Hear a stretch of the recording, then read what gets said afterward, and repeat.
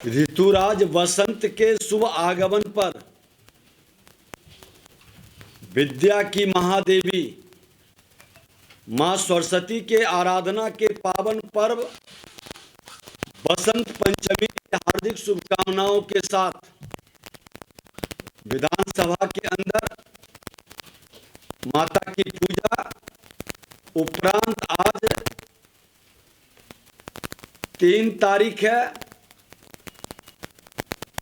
NDA सरकार बनने का और विभाग इसी 3 तारीख को हम लोग विभाग के अंदर पदभार ग्रहण किए थे। इस अवसर पर जो 3 विभाग है, तीनों विभाग की 1 वर्ष की उपलब्धि आप लोगों के पास रखेंगे ताकि एनडीए सरकार बिहार के माननीय मुख्यमंत्री नीतीश कुमार जी के नेतृत्व में किस तरह से विकास की गति बढ़ रही है, हमारे हर विभाग का आप लोगों के माध्यम से बिहार की जनता का अधिकार है जानने का और लोगों को समझने का। आज कला संस्कृति एवं युवा विभाग का रिपोर्ट कार्ड हम लोग रखने जा रहे हैं। यह अवसर ज्ञान कला विरासत और संस्कृति में समाहित जीवन के राग और रंग का उत्सव है और हमने अपने विभाग के माध्यम से कला संस्कृति के संवर्धन विरासत के संरक्षण हेतु अपने सांस्कृतिक विरासत को आने वाले पीढ़ी को अवगत कराने और वह गौरवान्वित हो, इसको लेकर के बसंत पंचमी महोत्सव हमने शुरू किया। और बसंत पंचमी महोत्सव का आने वाले नए पीढ़ी को, युवा पीढ़ी को यह अवसर भी मिलेगा। ज्ञान कला विरासत और संस्कृति में समाहित जीवन के राग और रंग का उत्सव का शुरुआत आज के दिन से होता है। यह दिन अज्ञान अराजकता के धुंध से निकालकर ज्ञान के प्रकाश की ओर यात्रा का दिन है। उसी तरह से इसी माह, और मैं बता दूं कि ये बसंत पंचमी महोत्सव पूरे बिहार के हर जिले के अंदर मनाया जा रहा है। सभी जिले के अंदर हमने जिलाधिकारी को पैसा भी भेजा है बसंत उत्सव मनाने के लिए। बसंत पंचमी के दिन और मकर संक्रांति महोत्सव के लिए भी हम 38 जिला के अंदर ये महोत्सव मनाने की एक शुरुआत की है। इसी वर्ष मकर संक्रांति से भगवान सूर्य नारायण की ओर दक्षिणायन से उत्तरायण की ओर प्रस्थान करते हैं और यह अवसर भी धन धान्य और सुख समृद्धि स्वास्थ्य की ओर नई शुरुआत का अवसर होता है। और ये प्रकृति से जुड़ा साइंटिफिक रीजन है। लोग समझे अपने सनातन संस्कृति को, इसलिए इन दोनों अवसर पर पुनः शुभकामना देते हुए डबल इंजन की सरकार विगत वर्ष के कार्यकाल में कला संस्कृति एवं युवा विभाग की उपलब्धियों को आपसे साझा कर रहे हैं। एक और नई चीज की शुरुआत हमने किया, पंचामृत महोत्सव। पंचामृत महोत्सव हमारे बिहार के अंदर 5 भाषाओं का, इसमें हमारा मिथिला है, मगही है, भोजपुरी है, अंगिका है, बज्जिका है, ये 5 भाषाओं का पंचामृत महोत्सव। जिस क्षेत्र में जो भाषा का महत्व बोला जा रहा है और वह एरिया में ये महोत्सव मनाया जाएगा। इसके साथ श्रद्धेय अटल बिहारी वाजपेयी जी, जो बिहारी शब्द से हमेशा बिहार को गौरवान्वित करते थे, और देखिए कई जिला, किशनगंज में भी बसंत पंचमी महोत्सव, गोपालगंज में, कई जिला में ये महोत्सव का शुरुआत हुआ है। और ये महोत्सव बसंत पंचमी का हमारे विद्यार्थी, किसी जाति धर्म क्षेत्र भाषा का हो, विद्या सबका अधिकार है और माँ सरस्वती की आराधना और प्रार्थना, ये सात्विक विचार मन के अंदर लाने का इस उत्सव के माध्यम से फिर से एक नए भाव को, सकारात्मक ऊर्जा का संचार का सरकार का संकल्प है।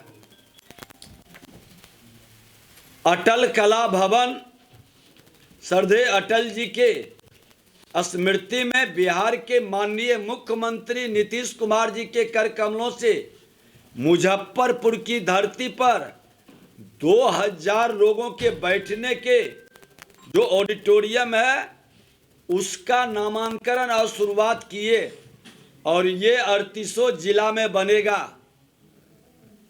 जहां पहले से बना है उसका भी अटल कला भवन नाम होगा, और जहां नया बनने जा रहा है वो भी अटल कला भवन के नाम से, उसमें ऑडियो वीडियो स्टूडियो भी होगा। कला संस्कृति विभाग अपने कलाकारों को लगभग हम लोग ग्रेडिंग भी करवा रहे हैं, पंजीकृत भी करवा रहे हैं। सबको सूचीबद्ध करके इनको प्रशिक्षण का अवसर भी प्रदान करेंगे और मंच भी हम देंगे। ये वातावरण उसी तरह से वीर बालक महोत्सव मुजफ्फरपुर के अंदर, पटन देवी महोत्सव, हमारी 51 शक्ति पीठ में माता पटन देवी, पूरा देश जाने कि ये एक शक्ति पीठ है। मंगला गौरी शक्ति पीठ हमारे धरती पर है। माँ जानकी महोत्सव हम लोग कर ही रहे हैं। परशुराम महोत्सव भगवान परशुराम का, इस तरह से सिंगरी ऋषि महोत्सव, इंदमनेश्वर महादेव महोत्सव, माँ बाला त्रिपुर सुंदरी महोत्सव, सिमरिया धाम महोत्सव जहाँ कुंभ का, ये सब हरिहर नाथ महोत्सव, ये सब हमने इसी वर्ष शुरुआत किए हैं। और इस तरह के जो भी हमारे बिहार के विशेषता या विशिष्टता प्राप्त किया क्षेत्र है, जिससे पूरे जनमानस का कहीं न कहीं एक लगाव और एक अपनी विरासत को गौरवान्वित होने का क्षण है, उस सब को हम लोग समाहित करेंगे। बिहार के सांस्कृतिक विरासत से लोग इसको जाने। बिहार फिल्म प्रोत्साहन नीति इसी वर्ष हमने लाया और पूरे देश की तुलना में सबसे बेहतर ये नीति आई। 4 करोड़ रुपया तक अनुदान फिल्मकारों को उपलब्ध कराएंगे, जबकि देश के किसी भी राज्य में अधिकतम 2.5 करोड़ का अनुदान है।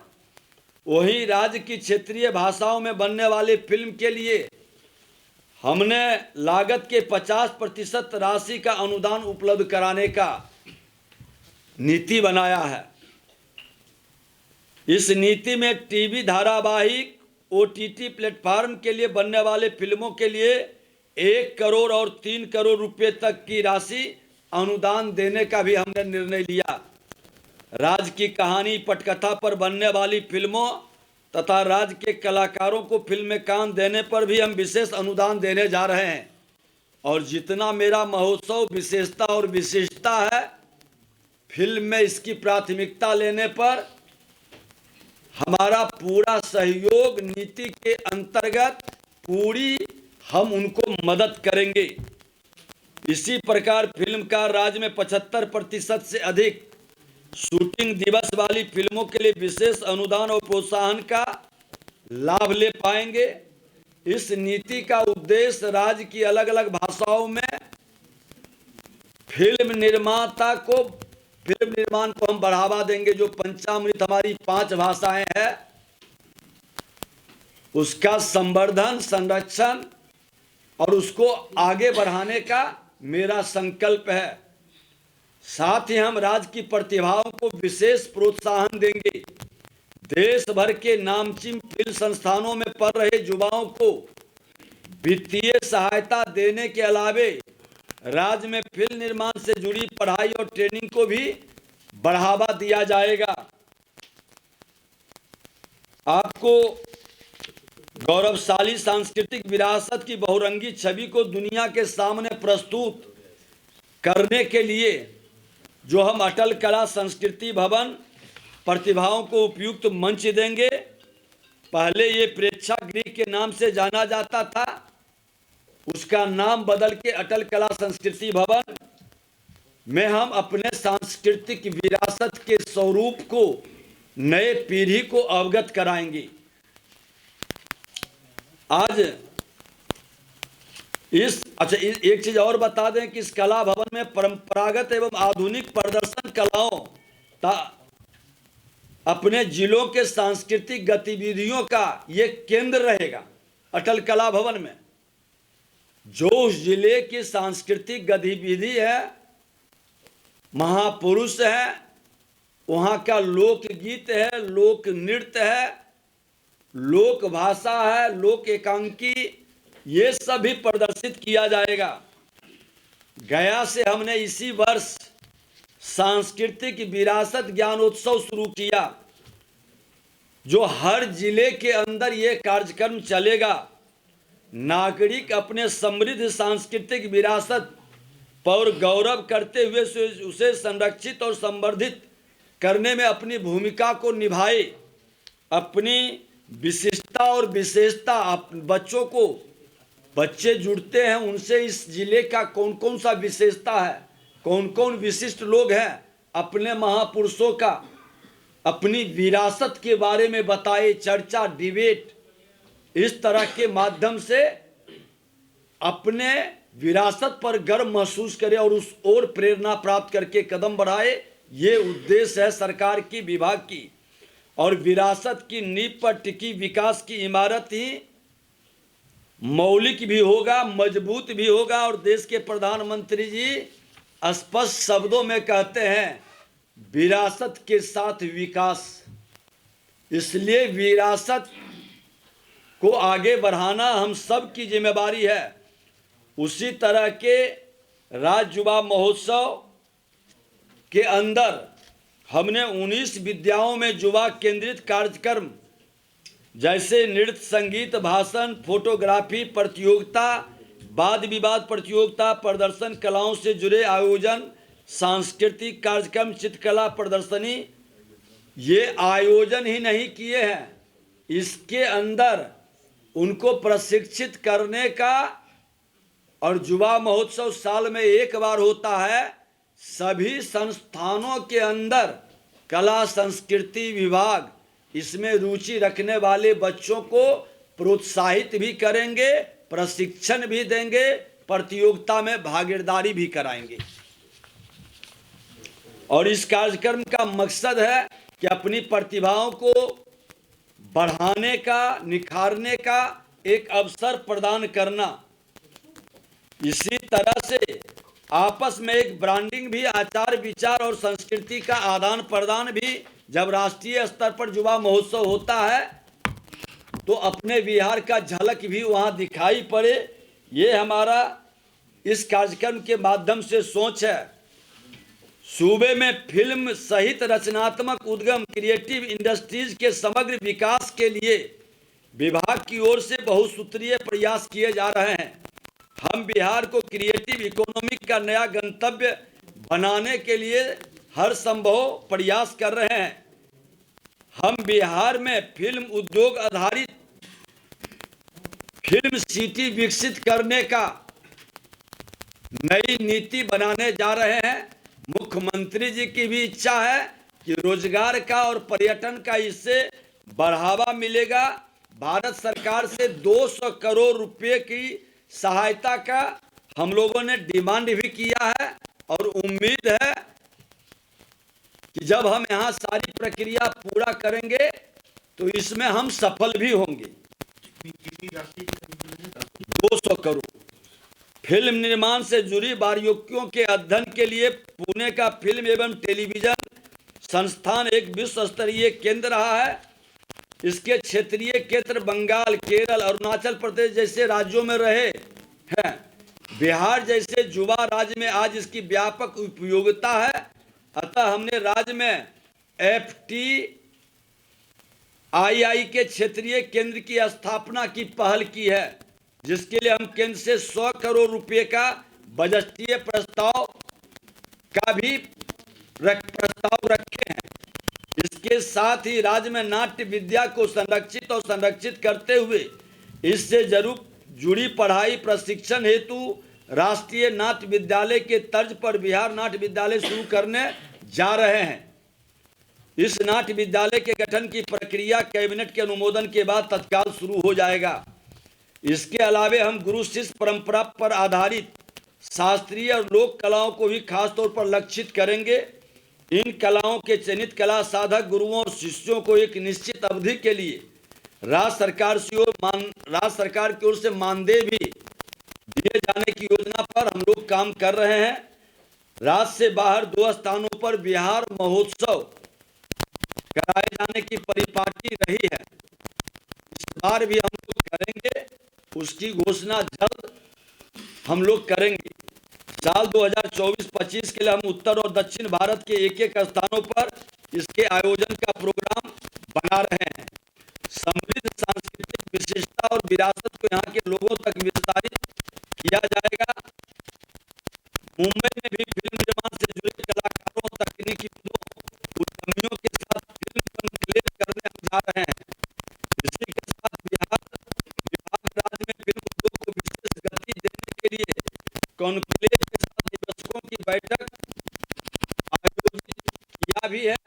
आगे भी प्रस्ताव है। आज 3 नदियों का जो हमारा प्रकृति का उपहार है, जो पर्यटन के क्षेत्र में एक बड़ा केंद्र बन सकता है। गंगा, अघोर, कील 3 संस्कृतियों का अंग मगध और मिथिला ये त्रिवेणी संगम पर महोत्सव भी मना रहे हैं और लाल पहाड़ी की महत्ता को लोगों के बीच लोकप्रिय बनाने के लिए हमने जो महोत्सव शुरू किया है, ताकि लोग बाहर से आए। भगवान बुद्ध भी उस जगह पर विराजे हैं। पहाड़ पर एक किला है, ये लखीसराय जिले के अंदर, इसका पुरातात्विक महत्व देखने लायक है। और इसको इस तरह के बिहार के अंदर जो भी इस तरह का विरासत है उसको हम आगे बढ़ाने का कार्य कर रहे हैं। और इसके अलावे एक नया जितनी भी हर ब्लॉक, हर मंडल, हर जिले के अंदर हमारे महापुरुषों का या इस बिहार की धरती पर जन्म लेने वाले कोई भी बिहारी अपनी विशेषता की पहचान बनाया है, उसको संग्रहित करने जा रहे हैं। और फिर उसके संदर्भ में हम लोग हर कला संस्कृति भवन के अंदर लोगों को अवगत कराने का एक कार्यक्रम भी शुरू करेंगे। एक उत्सव के रूप में पंचामृत का उत्सव है, उसमें पंचामृत में भी जो हम गीत बनाने का दिए हैं 5 भाषाओं में, वो गीत संगीत बने। उस गीत संगीत में